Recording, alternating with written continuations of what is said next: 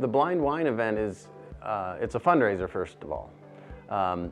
And we know people love wine and having a good evening. So we decided to have an event that has wine involved, but is also about awareness. Awareness of blindness, awareness of vision loss, awareness of the tools and techniques and that people who are blind or visually impaired might use every day. Hi, I'm Tim Teggy. I'm the Development Coordinator for the Sight Center of Northwest Ohio. We call it the Blind Wine Flight, and just like any wine flight, you have multiple options. And so there's a wine, and then alternating with that would be an activity. Our theme tonight is about the white cane, and so one of the activities is to help have someone experience what it's like to walk with a white cane. Somebody that's sighted puts a blindfold on, and then they would walk with our mobility specialist to learn some of the tips, the techniques to use a white cane, and how putting that blindfold on all of a sudden changes the dynamics of what you hear, what you sense, and it's an interesting experience.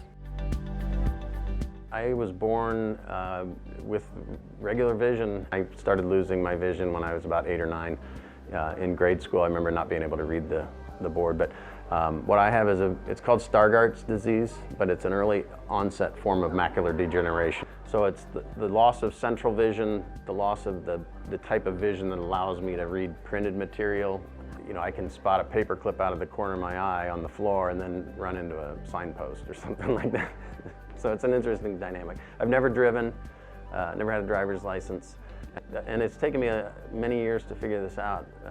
But it's not just a one-way downhill. It's not like I'm just losing something. It's that in losing something, you're also gaining something.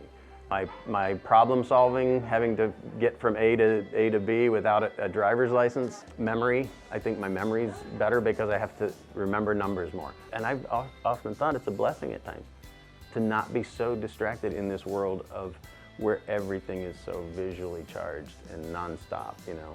It's different being born with it. I've had 50 years to get used to this, but there are people who are my age that are just losing their vision, and that's a very different experience. It's tough when your driver's license is taken away from you. It's tough when, you know, you're used to reading something and that's no longer possible. So, but if I want to tell a message, it's that give it time and then jump into where you are now and keep an eye out, so to speak, for those things that do improve, for those things that do become a new plus.